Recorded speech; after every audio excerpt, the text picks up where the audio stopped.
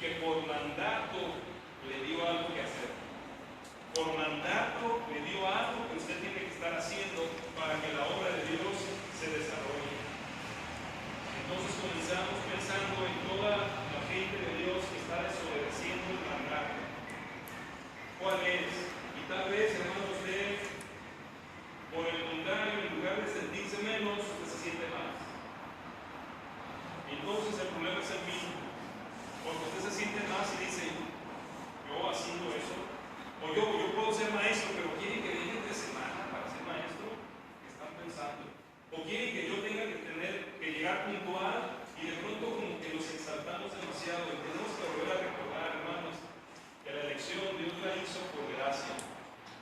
Todo lo que usted tiene como capacidades humanas, todas las que ha adquirido a lo largo de su existencia, y que él puede decir, mira Dios, qué bueno que me escogiste, porque mira todo lo que te puedo dar. Tengo una profesión, tengo una habilidad para hablar con la gente, tengo dinero, todo eso que usted venga con el Señor y le diga, Señor, qué bueno que me elegiste porque traigo todo esto. Dice el Señor, a ver, dame todo eso y tíralo a la basura, porque solamente debe bastarte mi gracia. Es todo lo que necesitas, que yo esté en tu vida. Hermano, cada miembro de la iglesia debe creer esto. Usted puede pensar en mí como pastor, y usted puede pensar que como pastor yo tengo responsabilidad. Yo tengo que estar en la oficina, según la perspectiva de algunos. Yo tengo que visitar a los enfermos. Yo tengo que visitarlo a usted si está desanimado. Yo tengo que reprender al que anda en pecado. Y usted piensa en todas las responsabilidades que el pastor tiene porque es el pastor. Ahora, ¿cuáles son las suyas? Yo creo que son exactamente las mismas, con una función diferente.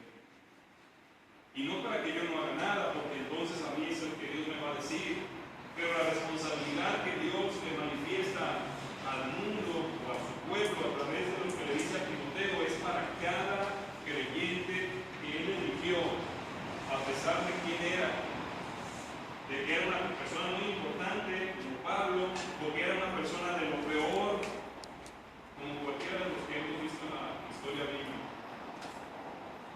Dios lo eligió a usted, hermano. ¿Sí o no? ¿Por qué? ¿Por qué? Porque quiso. Sí, hermano, Él no vio nada en usted para elegirlo. Pero le da todo lo que usted necesita para que cumpla la razón por la que lo eligió. El apóstol Pablo, hermano, siendo quien era, lo tenía muy claro. Y luego cuando está explicando quién es Él, inmediatamente empieza a hablar de quién es Dios. Versículo 17. Rey de los siglos, inmortal, invisible, único y sabio Dios, que ese sea el que recibe el honor, la gloria por los siglos de los siglos. Porque acababa de decir en el versículo 16 el anterior, yo fui recibido a misericordia. ¿Para qué? Quisiera que leyéramos todos esa parte. Respuesta al para qué Pablo fue recibido a misericordia. ¿Qué dice ahí? Para que Jesucristo... A ver otra vez. Para que Jesucristo, ¿qué?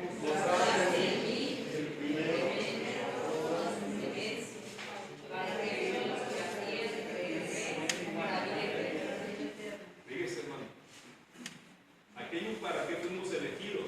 No es porque fue por gracia, pero para qué fuimos elegidos. Para que Jesucristo mostrara en usted o en mí, dígalo usted así, ¿verdad? Para que mostrara en mí toda su clemencia. ¿Y para qué quería mostrar en mí toda su clemencia? Para ejemplo de todos los demás que van a creer en Él. Fíjese, hermano, qué importante es que usted esté siendo el siervo que Dios llamó y esté haciendo lo que Dios le encargó, para que todos los que no son salvos, pero que están destinados a salvación, por verlo a usted sirviendo, amando y haciendo lo que un miembro de iglesia hace, para que los demás vengan y por verlo a usted conozcan a nuestro Señor Jesucristo. Quisiera que usted se pusiera a pensar en este ejemplo, hermano. Vamos a pensar que hoy viene una visita al culto del mediodía. ¿Quién cree usted que va a impactar a un asistente que venga de visita hoy a mediodía en la iglesia, en el culto? A ver, vamos a ser bien claros y honestos. Yo creo que el primero que va a impactar a la persona que entre es el que está dirigiendo. ¿No es cierto? Porque es el primero que va a ver. Bueno, o a los edecanes. Pero luego el que predica o el que dirige la música, porque lo va a estar viendo. Pero ¿qué pasa con todos los demás que están sentados? ¿Usted cree que no pueden participar en el impacto que una persona puede recibir cuando está entre el pueblo de Dios? ¿Sí o no? ¿Cómo? La actitud hacia la predicación, la actitud en los himnos y cantos, la actitud en la lectura bíblica, de hecho, la actitud de estar ahí. Porque si usted llega como visitante a una iglesia y cuando va caminando entre las bancas, usted y a todos así, bueno, celular, o cuando está la bienvenida, también así todos como. Hay algunos así, ¿no he visto algunos así cuando está la bienvenida? Pero así como que, no sé si las dejan descalzos, pisen el piso, pero de repente la actitud, hermanos, dice algo, y tal vez usted piense, es que el que debe impactar en ese momento es el que dirige, el que canta o el que predica. No es cierto, hermano.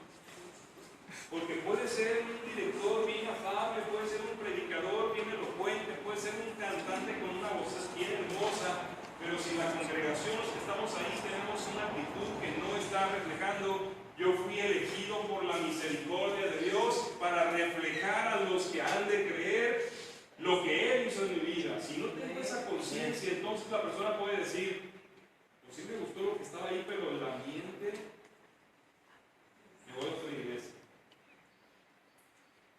¿Usted piensa que un miembro no es importante que tenga conciencia de que fue elegido a pesar de lo que fue? Cada uno de nosotros, hermanos, está aquí por la misericordia de Dios, para que Dios muestre en nosotros un ejemplo de lo que Él quiere hacer a alguien que no todavía lo conoce. Eso es lo que Dios quiere. Cuando el creyente tiene esta conciencia, es elegido para eso, para que Él mostrara en mí, a fin de que los que no creen, y no solamente en un culto, cuando va en el camión, cuando está en el trabajo, yo estoy aquí en este trabajo, estoy aquí en esta escuela, para que el Señor, que me mostró en mí misericordia, pueda ser mostrada a los que no han creído en Él. Qué importante es cada miembro del cuerpo de Cristo, porque si no, hermano, pues es como la selección mexicana. ¿Por qué cree que a mí no me ha llamado director técnico? ¿Qué le pasa? No me ha llamado a mí. Ni me conoce. ¿Sabe por qué ni me conoce? Porque yo no estoy en donde están jugando, yo no estoy participando en lo que Él, de donde Él saca gente para que haga algo importante. Y de pronto las iglesias estamos llenas de creyentes disque elegidos, que creemos que somos la banca, ¿verdad? Y pues a mí no me eligen. El que nos eligió fue Dios, y por eso estamos aquí. Y hay algo que le toca hacer a usted, y que Dios le capacitó para hacerlo muy bien, porque lo hace el Espíritu Santo. Yo creo que esto se lo debemos decir a los diáconos y al pastor, pero dice el Señor, yo quiero decírselo a, ¿qué nombre dice ahí en su Biblia? Primera epístola del apóstol San Pablo, ¿a quién? A Alejandro, dice. A mí me lo está diciendo, en lo que Él quiere que yo le sirva. Ahora recuerde lo que dice el versículo 12, que también me parece un versículo precioso. Doy gracias al que me fortaleció, a Cristo Jesús, nuestro Señor, porque me tuvo por fiel. No dice porque me vio más fiel que los demás. Me tuvo por fiel. Me consideró fiel sin serlo. ¿Y qué hizo? Me dio un encargo. El encargo que Dios le dio, hermano, se lo dio a usted porque lo tuvo por fiel. Qué importante que el cristiano comprenda que es elegido. Si soy miembro de una iglesia local, es porque Dios, mire, de tantas iglesias locales que hay en Guadalajara, no sé, yo creo que más de 100 iglesias debe haber aquí, cristianas. ¿Por qué lo puso en la iglesia Manuel? Y a lo mejor usted puede decirlo con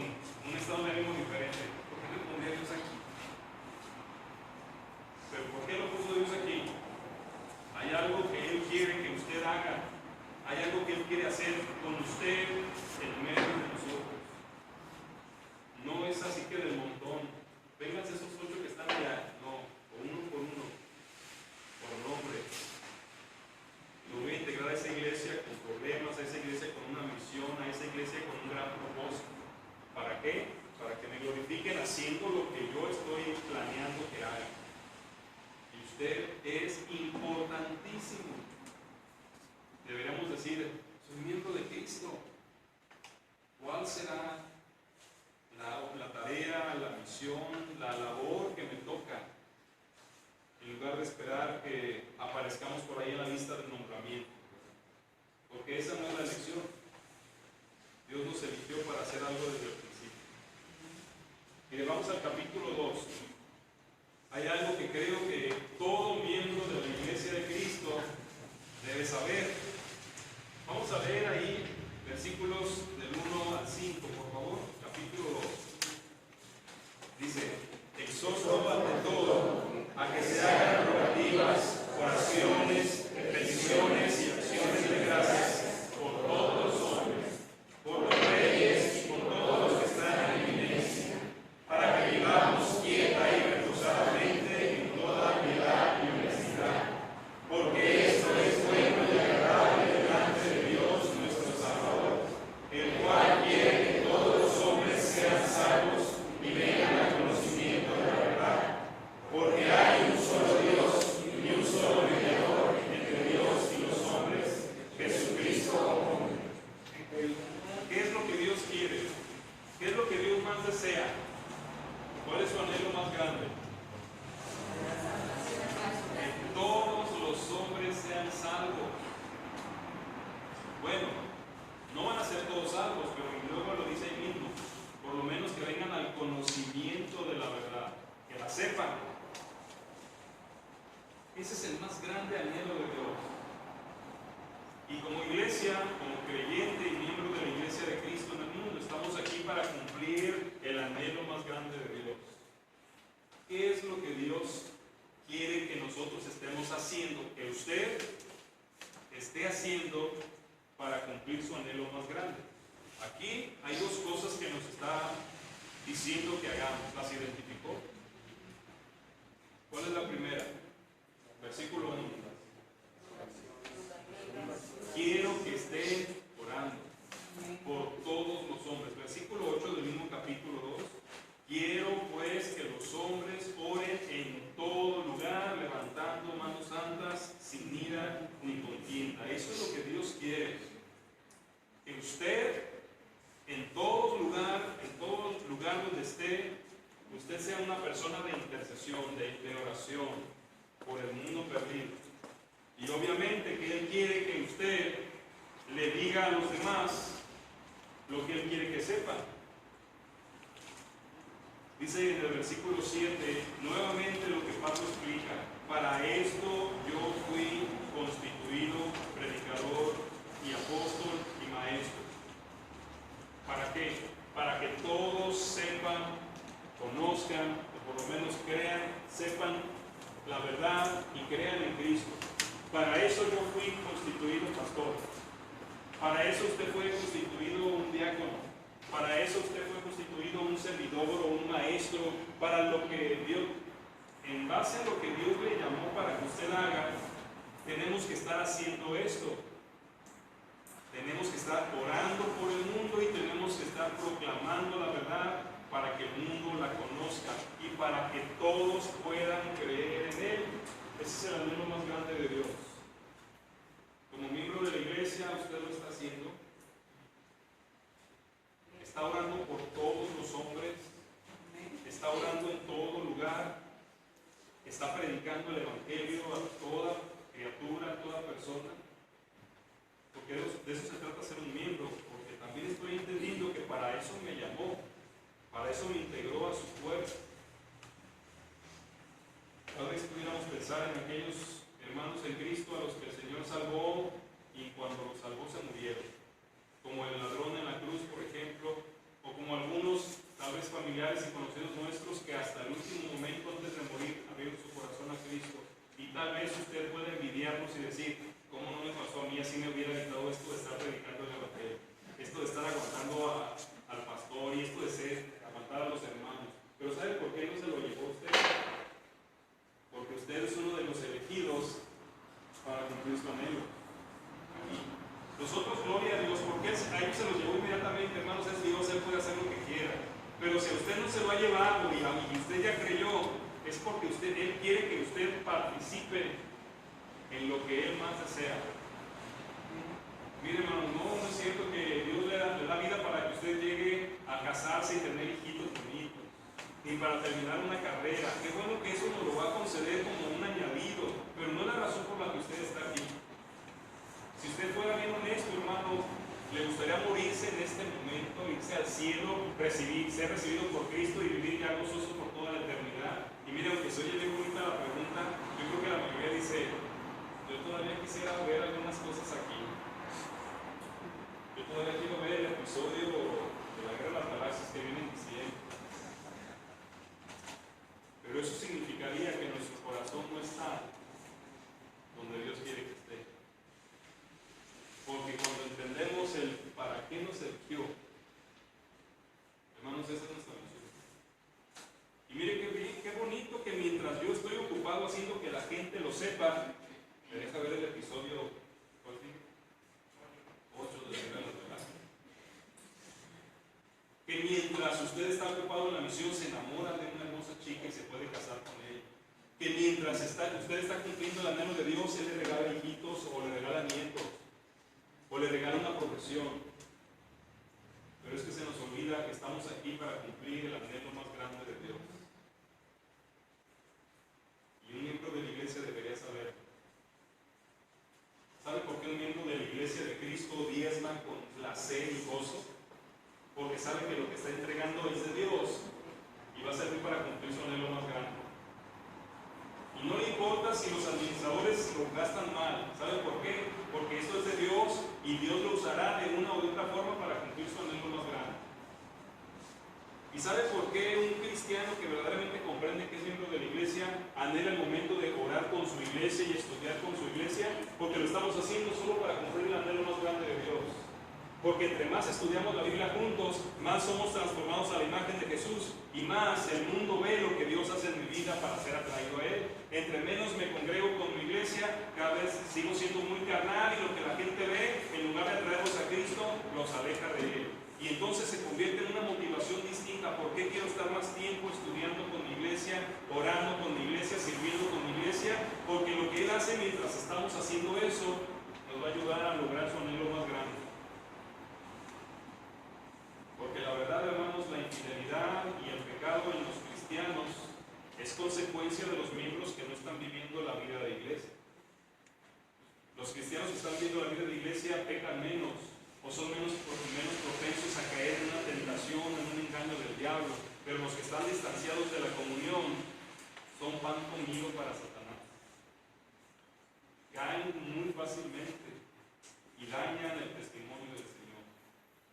Todo esto tiene que ver con ser miembro de la iglesia, el anhelo más grande de Dios. Por eso quiero que estén orando en todo lugar, que levanten manos santas con una vida y una relación con los demás en armonía, porque eso es lo que va a permitir que la oración sea respondida con eficacia. Necesitamos creer que para eso estamos aquí. Vamos al punto número 3 y para ello vamos al capítulo 3. Solamente vamos a leer el versículo 1. Ahorita voy a ir tocando algunos puntos más de los siguientes versos. Capítulo 3, versículo 1. Léalo conmigo. Palabra que si alguno había bautizado, buena obra desea. Y luego que empieza a decir, y dice ahí, requisitos de los obispos.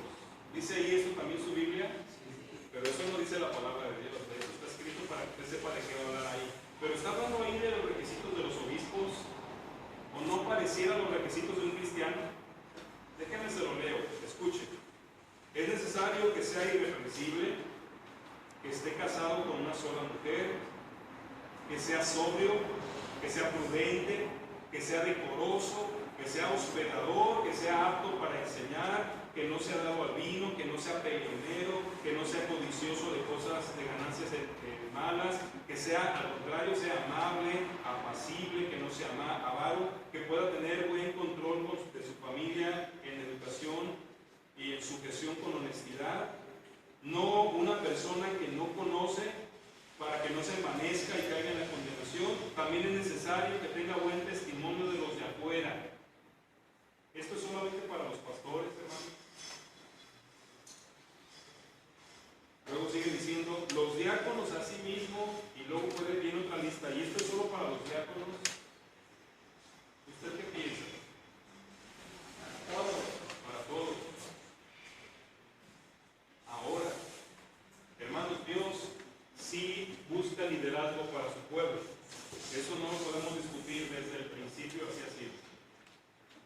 Él busca que toda su iglesia sea guiada por personas a las que llamamos nosotros ahorita líderes. Eso significa que en el proceso de que una congregación está creciendo en madurez porque tenemos gente nueva, gente que acaba de nacer en Cristo, gente que apenas está comenzando a conocer los mandatos que Él nos ha dado, pero Él espera que los que ya llevamos más tiempo seamos ejemplares. ¿Por qué? La iglesia, una congregación de personas, necesita un grupo, no uno, un grupo de personas que les esté marcando ejemplo. ¿Dónde están esas personas? Ahí están. Tal vez usted diga, ¿por qué no hay más líderes en la iglesia? No, nunca he pensado eso. ¿Dónde están los líderes?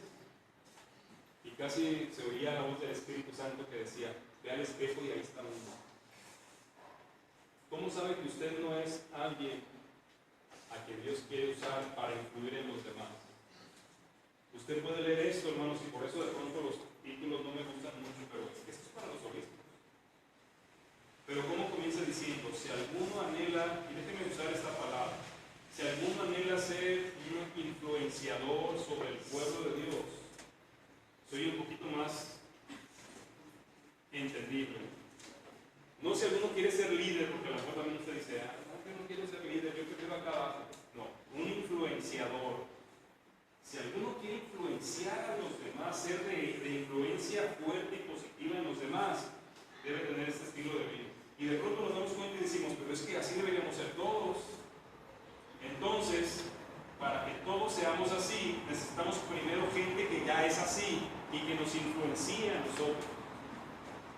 ¿Y dónde están? Porque en una iglesia necesita un grupo de gente que les influya con ejemplo, con testimonio. Y lo que puede ser muy triste, hermanos, es que empecemos a pensar en la gente que está aquí, elegida por Dios, y digamos, pues no hay nadie.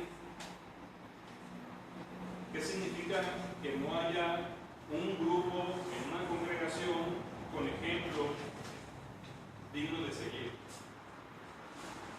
¿Sabe qué significa? Pues que no están comprometidos. Porque si usted tiene la iglesia de Cristo 5 años, yo creo que sin ser perfecto, usted debería tener un ejemplo digno de seguir. 5 años sumergido en una relación con Dios, bombardeado por las lecciones de la palabra, metido en sus tiempos de oración. Hermano, en 5 años y tal vez en menos, usted ya puede influir en los demás. Pero pasan los años y seguimos pensando, pues no hay gente como ejemplar. El problema está en el miembro que no se levanta, ¿verdad, hermano? Hermano, yo creo que más que el líder o requisitos de oficio, yo pienso que son requisitos de un verdadero cristiano, ¿verdad? Porque de ahí pues ya Dios se levanta para llamar a líderes. Yo creo que estos requisitos son para un verdadero cristiano. Así es. O sea, ya no sea obispo, o sea diácono, o lo que sea, es para un verdadero cristiano. Y debe de ser, es la necesidad de un verdadero cristiano que sea ejemplo para los demás. ¿Quién tiene esa necesidad o qué tiene la necesidad de que haya verdaderos cristianos ejemplares, hermano? Dice, lo ocupa primero la iglesia, porque llega gente nueva que necesita ver hacia dónde va. Yo debo llegar a ser un cristiano como el hermano o como la hermana, pero también el mundo, porque el mundo cuando nos ve tiene que decir, esos son diferentes, así deberían ser todos. Entonces vea la responsabilidad que tenemos y la necesidad de un liderazgo ejemplar en el pueblo de Dios. Quisiera comentar, claro que el mundo dice que hay una necesidad de un liderazgo ejemplar, clarísimo. Y el propósito claro de la palabra de Dios en Efesios 4, 11 y 12, como sabemos todo lo que dice. Hasta que el Señor Jesucristo instituyó, constituyó pastores, etcétera, hasta maestros, ¿no? Pero la finalidad, ¿cuál es? Ahí dice, ¿no? A fin de perfeccionar a los santos. ¿Quiénes son los santos?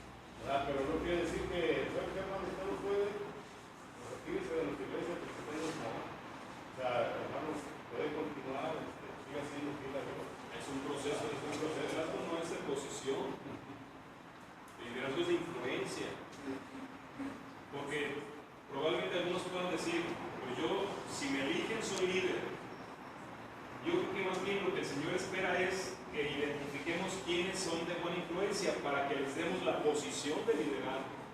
Pero algunos esperan la posición para intentar influir y es donde no resulta. O algunos al revés, se descalifican antes. Notamos su influencia y le decimos, hermano, ¿por qué no nos ayuda en el liderazgo? No, hermano, ¿cómo cree? ¿Por qué? Porque piensan que el liderazgo es más responsabilidad. Pero piensen la pregunta. Ser un líder es mayor responsabilidad que ser un cristiano que debe parecerse a Jesús. La responsabilidad de vivir una vida ejemplar es de todos. No es más para el líder. Nosotros lo vemos así porque pensamos que su función es esa, impactarnos. No. Él salió de, igual que cualquiera, de ser un nuevo creyente que fue madurando y fue siendo transformado, y Dios permite que Él influya en los demás. ¿Cómo influye? Los anima a ser como Él. Nuestro problema es que nosotros sabemos que para influir, para que la gente quiera ser como yo debo ser como dice aquí. Y es donde pensamos, esto es mucho más responsable y yo no quiero más responsabilidad. Entonces, este es el problema. Yo no quiero más compromiso ni más responsabilidad, pero no existe más.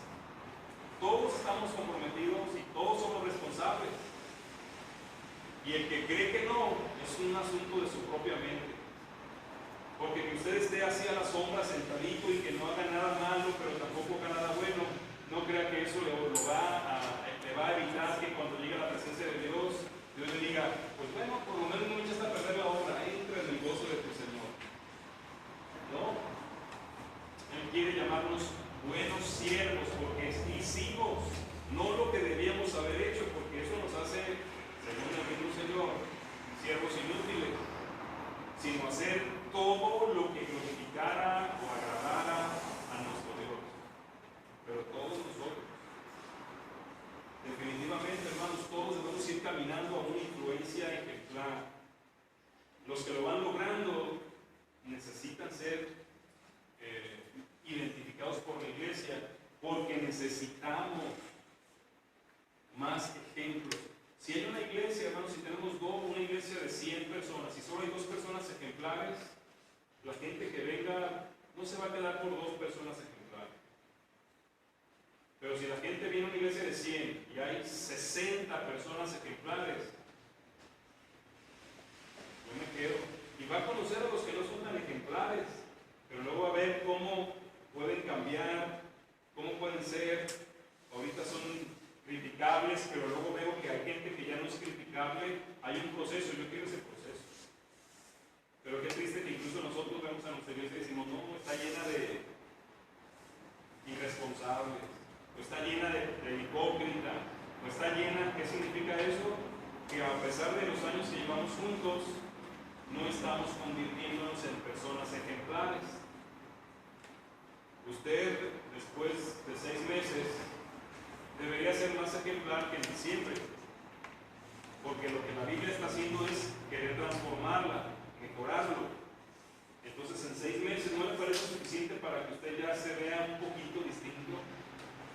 Claro que sí, usted era impuntual y ahora ya es puntual. Esos cambios no tardan meses. Usted no memorizaba el texto, ya lo memoriza. A usted no le preocupaba su santidad, ahora ya le preocupa y pide por ella. Usted no oraba todos los días y ahora ya está orando todos los días. Usted no estudiaba la lección y ya la está estudiando. Esos son los procesos, los cambios que Dios elabora durante el proceso y que sin que usted se dé cuenta lo van cambiando su carácter, su actitud, la imagen que refleja, porque es la manera de darle el control al Espíritu Santo. Pero mire, pasan 6 meses y volvemos a pensar, ¿a quién nombramos como diáconos? ¿A quién ponemos de líderes? No hay todavía, hay que seguir orando. Y ojalá oráramos, pero ni eso hacemos. Entonces, ¿cuándo Dios va a decirnos y fíjese, hermano, porque no es el influenciar, no es que Dios elija, voy a elegir al hermano Jesús para que sea un influenciador, porque Él dice, Dios dice, todos deben convertirse en personas como estas para que sean influenciadores. Cuando el hermano Jesús ya lo está logrando, ¿por qué? Porque él se dedicó, él se comprometió, lo está logrando, entonces de ahí el Señor toma un líder. Lo voy a usar, voy a hacer que la gente lo note, y entonces los demás estaremos siguiendo el ejemplo del hermano. Necesitamos tener bien claro que cuando el Señor nos eligió desde el principio, fue para que marcáramos un ejemplo al mundo y un ejemplo a la iglesia. Lo dice en el capítulo 4, que ahorita voy a mencionarlo aquí en la importancia del compromiso. No le dice a Timoteo, aunque seas considerado un joven y te quieras descalificar por eso, use ejemplo. No le dice así. A Tito, que es otro a quien le escribió el apóstol Pablo, también le dice, ponte tú como ejemplo de buenas obras. Tú sé ejemplar. ¿A quién le escribió esta carta Pablo, dirigido por Dios, hermanos? Dijimos en la mañana. ¿A quién? Entonces, ¿quién debe ser parte del liderazgo que la iglesia necesita? Ahora, déjenme me meto algo bien particular. ¿Ustedes creen que la iglesia Manuel necesita un liderazgo ejemplar? Yo creo que urge. ¿No? ¿Cuánto tiempo esperamos para tenerlo? ¿Sabe cuánto? El tiempo que usted decida tomar para rendirse a los pies de Cristo. Ese es el tiempo que nos va a tomar verlo como un líder. Si urge, hermanos, porque Dios seguramente a más de uno de nosotros está empujándonos a comprometernos. Si lo está empujando usted al compromiso, Dios quiere usarlo como un líder, porque nuestra iglesia lo necesita para que podamos cumplir nuestra misión. Vamos al punto número 4 y al capítulo 4. La importancia del compromiso. ¿Por qué es importante que un miembro realmente esté comprometido? Y vamos a irnos a partir del versículo 6. Vamos a leer primeramente del 6 al 11. Léalo conmigo, hermano. Si esto lo enseñas a los hermanos, serás buen ministro de Jesucristo, nutrido con las palabras de la fe y de la buena doctrina que has seguido. Desecha las fábulas profanas y griegas, ejercítate para la piedad, porque el ejercicio corporal para poco es provechoso, pero la piedad para todo aprovecha, pues tiene promesa de esta vida presente y de la venidera. Palabra fiel es esta y digna de ser recibida por todos, que por esto mismo trabajamos y sufrimos oprobios, porque esperamos en el Dios viviente, que es el Salvador de todos los hombres, mayormente de los que creen. Esto manda y enseña. Hasta descubrir la responsabilidad que tiene usted, la importancia de tener una gente que está comprometida con su llamado y con su integración al cuerpo de Cristo. Porque usted se está nutriendo con las palabras de la fe y de la doctrina correcta que seguimos. ¿Por qué podemos saber que nos estamos nutriendo? Porque estamos integrados a la vida de la iglesia, que persevera en la doctrina de los apóstoles, que escudriña, que estudia, que asimila y aplica lo que Dios está diciendo con su palabra. Y entonces esto le da a usted autoridad para enseñarle esto a los hermanos. También, hermanos, es bien importante que nosotros nos desliguemos de lo que nos impide crecer. Desecha las fábulas, las historias, los chismes, desecha todo lo que no es de Dios. ¿Cuánto tiempo invertimos en ver películas que no nos acercan a Dios?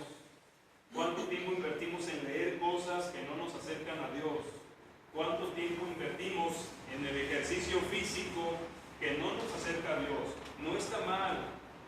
Hace unos días hablé con mi mamá y me estaba platicando de 2 sobrinos que ya están en la adolescencia.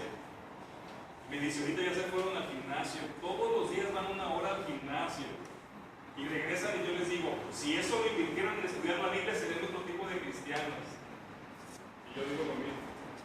Qué bueno que hagamos ejercicio, pero si invertimos más en nuestra apariencia física, y también lo digo por las hermanas que pueden invertir 45 minutos en ponerse más hermosas, ¿por qué no podemos invertir 45 minutos en escudriñar la palabra o en orar? Cuando lo hagamos, entonces empezamos a convertirnos en personas de influencia, en cristianos dignos de imitar. cuando estamos nutridos con la palabra, cuando estamos haciendo a un lado lo que no nos está llevando a Dios y que no necesariamente sea pecado. Porque tal vez leer un buen libro no es pecado, ir al cine, una película no pecaminosa no es pecado en sí mismo, pero si no me está acercando a Dios, si no me está nutriendo, si no me está comprometiendo, si al contrario me está metiendo ideas profanas y de viejas, entonces estoy dejando arrastrar hacia el otro lado.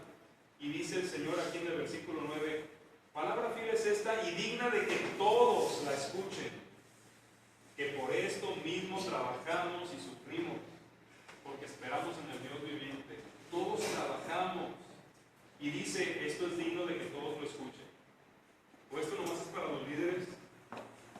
Esto es digno de que todos lo escuchen. Y luego vuelve a decir verso 11, esto manda y enseña. Hermano, note la importancia de influir en los demás, mandando y enseñando. Esto manda y enseña. Y luego vea cómo nos quiere comprometer más, ¿no? Lo que dicen los siguientes versículos. Que ninguno te tenga en poco, ni por tu juventud, ni porque no estudiaste, ni porque no tienes una gran carrera o no tienes mucho dinero. Que nadie te tenga en poco por alguna cosa que pudiera ser algo que no les guste a los demás. Al contrario, tú sé ejemplo, y nos habla de todas las áreas de ejemplo. Palabra, conducta, amor, espíritu, fe, santidad. Entre tanto que voy, hermanos, entre tanto esta palabra que viene también en el texto de la ocúpate en la lectura, la exhortación y la enseñanza. ¿Qué es ocúpate? Mantente ocupado, ¿no? O sea, inviértele más tiempo de lo que estás invirtiendo. Ocúpate en estas cosas, la lectura, la exhortación, la enseñanza. No descuides el don. No descuides esa manifestación del Espíritu que se te dio para que sirvas. Ocúpate, verso 15, ocúpate en estas cosas, permanece en ellas. Y lo que dice enseguida, es nuestro texto de memoria, ¿no? Para que tu aprovechamiento sea manifiesto a todos. Es que los hermanos, ¿por qué se fijan en mí? ¿Por qué no se fijan en otro, verdad? Decimos a veces. Tu aprovechamiento debe ser algo notorio. Tú debes ser el ejemplo, tú y tú. ¿Quién? Yo. Y debo ocuparme en eso. Hermanos, esto es compromiso. Un compromiso de escudriñar la Biblia todos los días. Un compromiso de escudriñar la Biblia juntos, como en la escuela dominical, llegando a las 10:25 o 10:29 a más tardar. Memorizando el texto. ¿Por qué? Porque estoy ocupando. Oye, ahora tengo que estudiar la lección todos los días y memorizar un texto. Esto es ocuparse. Ocuparnos nos permite ser transformados y convertirnos en miembros ejemplares. Porque ya estamos bendiciendo cuando logramos incluir a la iglesia para que la iglesia influya al mundo. ¿Se imagina, hermano, qué desgaste para una iglesia de 200 personas que 5 traten de influirlos, pues los ahogan? Los ahogan los demás. Y en lugar de que sean más los que se van comprometiendo, los comprometidos empiezan a bajar los brazos y a rendirse. Mejor me voy a otra iglesia. Mejor empiezo con un grupo pequeño, mucho más fácil. Pero si todos, o por lo menos una mayoría, dijéramos, vamos a ocuparnos, vamos a comprometernos, entonces la iglesia estará cumpliendo su propósito y su misión. El compromiso de la mayoría. Debo decir de todos, pero luego dicen, es que nunca digas todos o no esperes de todos. Bueno, el Señor dice, yo quiero que todos sean salvos. Yo quiero que todos se comprometan. Y hay que trabajar para que así sea. Ocúpate en estas cosas. Y el verso 16, cuídate a ti mismo de ti mismo. Y cuida la doctrina. Fíjese qué importante. Mi vida yo la estoy cuidando porque aquí tengo mi peor enemigo. Pero al mismo tiempo estoy cuidando el alimento espiritual. Porque esto es lo que va a permitir que esté bajo el control de Dios. Y haciendo las cosas a la manera de Dios. Mire, hermano, yo creo que necesitamos cerrar esta clase. Pues ya, esto está en el capítulo 6, donde el Señor nos está recordando del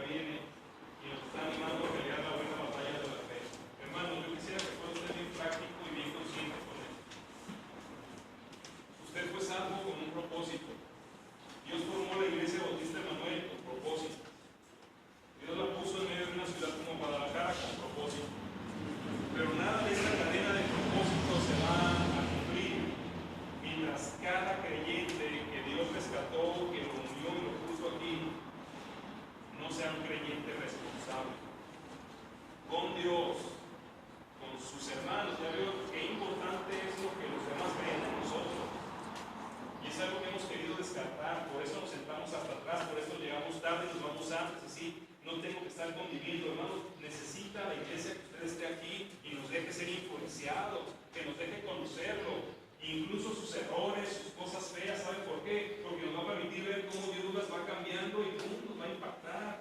Yo me acuerdo que el año pasado usted era bien chismoso y ahorita ya no dice ningún chisme. ¿Cree que no me impacta ni eso? El hermano trae una cara de pocos amigos y ahora siempre está sonriente. ¿Cree que no impacta eso? El hermano todo el tiempo estaba criticando y ahora lo veo que está elogiando. El hermano se sentaba hasta atrás y ahora lo veo hasta adelante. El hermano no saludaba en la bienvenida y ahora lo veo que sale de las bancas. ¿Usted cree que eso no impacta? Nos impacta a nosotros y nos prepara para impactar al mundo. Que usted sea un miembro de la iglesia lo hace responsable. No tengo que hacer una invitación. Alguien se quiere hacer responsable porque Dios cuando lo alcanzó y lo llamó, le dio esa responsabilidad. Ahora, yo creo que lo que sí debemos agradecer es que Dios esté como así. Te lo estoy diciendo, te lo estoy diciendo, te lo estoy diciendo, te lo estoy diciendo. A ver en qué momento decides antes de que yo regrese. Qué privilegio, hermano, para mí. Yo no sé si de alguna forma Dios me lo hizo comprender desde el principio de mi adolescencia, cuando acerqué a Cristo, entendí que mi papel no solo era con Él, de alguna forma me hizo saber, creo que porque me había preparado para pastor, la importancia de la iglesia. Y pensar en la iglesia, y yo desde que era un jovencito, yo trataba de animar a mi nivel de jóvenes a ser unidos, a estar integrados, a estudiar juntos, a hacer cosas juntos, como que ya traía yo ese chip que Dios me puso ahí. Y a pesar de que ya pasaron casi 40 años de estarlo intentando y de ver que la mayoría dice no me lo puedo sacar de aquí. Yo tengo que trabajar para que otros quieran comprometerse y juntos podamos dar una influencia que hagan que la gente vea que esta iglesia que Dios habla aún sigue en esta tierra en el siglo XXI. Pero lo triste es que tal vez usted diga no y entonces pues Dios no va a contar con usted.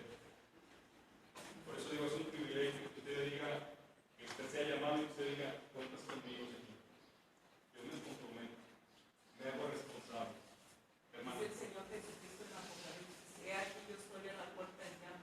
Si alguno oye mi voz, entraré con él, cenaré con él. Y se lo dice a la iglesia. Siempre lo usamos con los inconversos, pero se lo dice a la iglesia. A la iglesia a la que le digo o tibio o caliente, porque si no, te vomito. A esa iglesia. A la que le digo, tú crees que eres muy inteligente, que ves muy bien, no eres más que un ciego, desventurado, pobre y miserable. Y luego dice, aquí estoy yo. Hermanos, estoy seguro que lo que dice Manuel, los planes y propósitos de Dios tienen un papel bien importante. Ojalá no nos lo perdamos porque digamos, no me comprometo. Porque si no nos podemos perder. El pueblo de Israel que no entró a la tierra se lo perdió. Sí nos lo podemos perder. Usted dice, si es la voluntad de Dios va a suceder. Debe saber que la voluntad de Dios no siempre se cumple. El propósito final eso nada lo va a cambiar. Pero como Dios quiere que se hagan las cosas, no suceden por culpa de nosotros. La voluntad de Dios era que el pueblo entrara ese día a la tierra prometida y tuvieron que irse 40 años por el pueblo necio y desobediente. Y ya no hay mucho tiempo, hermanos. Cristo viene. Vamos a orar, hermanos, y vamos a pasar. Nuestro texto es primera de Timoteo 4:15. Hermano Rafa, el texto 1:15, hermano. el texto de la próxima semana va a ser primera de Pedro 1:15, hermanos. Y hay que estudiar